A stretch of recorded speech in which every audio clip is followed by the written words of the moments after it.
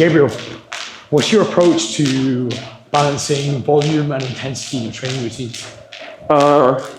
Listening to my coaches, trying to listen to my body more, definitely.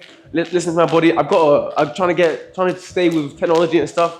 So I got the new Whoop app, you know. Oh yeah? Yeah, exactly. And I got that because I'm trying to literally get a better insight to how I'm sleeping, performing. Yeah. But the biggest thing is rest. As I said to you before, making sure I'm getting enough sleep, you know, and listening to my body. You know, if I'm crushing, some weeks I feel bulletproof, like I can do anything, you know. But overtraining, man, it creeps up on you, and if you start doing that, you know, you're not doing any good for yourself. Do you notice like relationships between those metrics that you're getting on your watches and how you're doing in the gym on any given day? Some days it's on point. Other days it's like you're saying I'm in the green and I'm getting whooped so bad, I'm exhausted, you know. Other days like it's saying I'm red, but I feel fine. So it's here and here, but I don't know, man. The biggest thing is my own intuition, I think. Listening to my coaches and having to put my ego aside. Sometimes, for example, people asking you to spar, you know. They're asking you to spar, oh, come here, let's do this. And if you know your wrist is injured or you know you're run down or something, your ego says, yeah, let's do it, let's work. Let's get to work. But you know, it's your ego. You're gonna hurt yourself further. You're gonna set yourself back. You know, it's no good. How have you found it integrating tech with your training? Because now you need to start journaling and you're looking at all of these numbers. What helps you actually draw a link to your performance?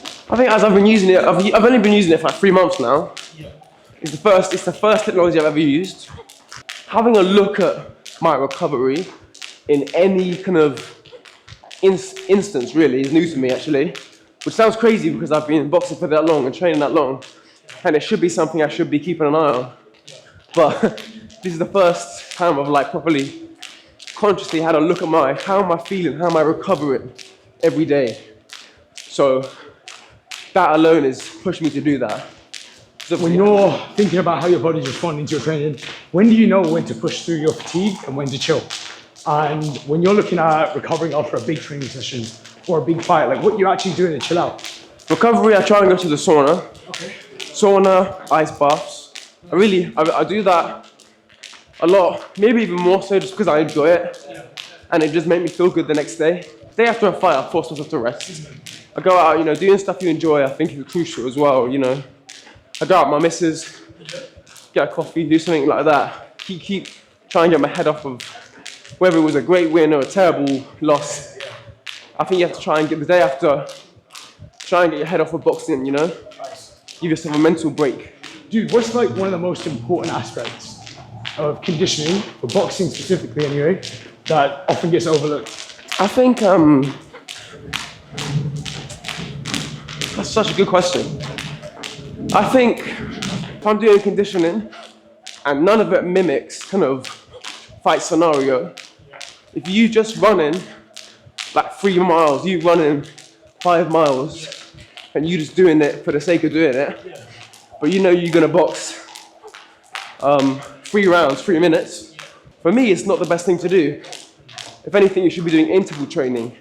Stuff that's gonna be, especially for amateur boxing, stuff that's gonna be mimicking the intensity of your boxing fight, you know? Because I guess you work in sprints every round. You work in sprints, you know? So high intensity interval training makes sense with the boxing for me, you know? And so I used to do things like do the bike sprints, 30 seconds on, 20 seconds off, 10 times, you know? Getting yourself sprinting and forcing yourself to recover quickly.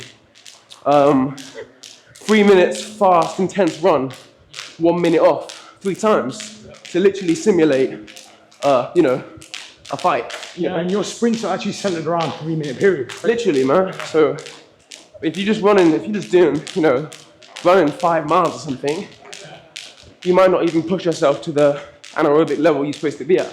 You know what, if you could go back to being 15 years old, prior to your first fight, what would you do more of and what would you do less of?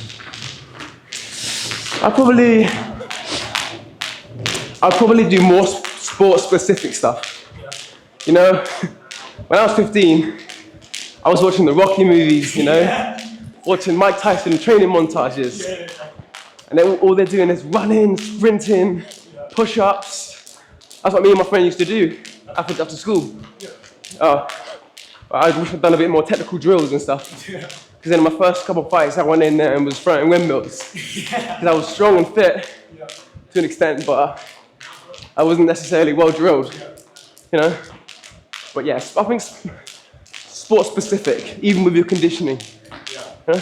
What's one part of your training that you think actually makes a really big difference to fight performance, but doesn't get talked about much? Rest.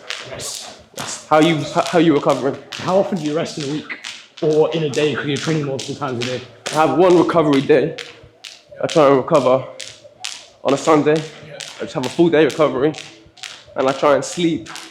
Get the sleep I need every night, and if I can nap, that's a bonus. How do you stay motivated during long and tough training camps? Where do you go when you need to dig deep?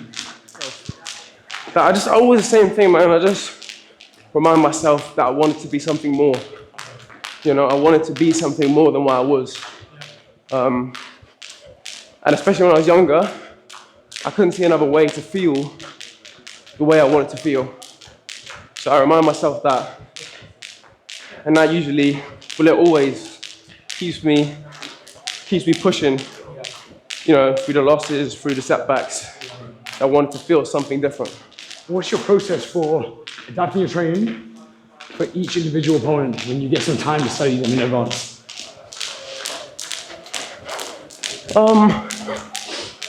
This is something I haven't always done that well, to be honest with you.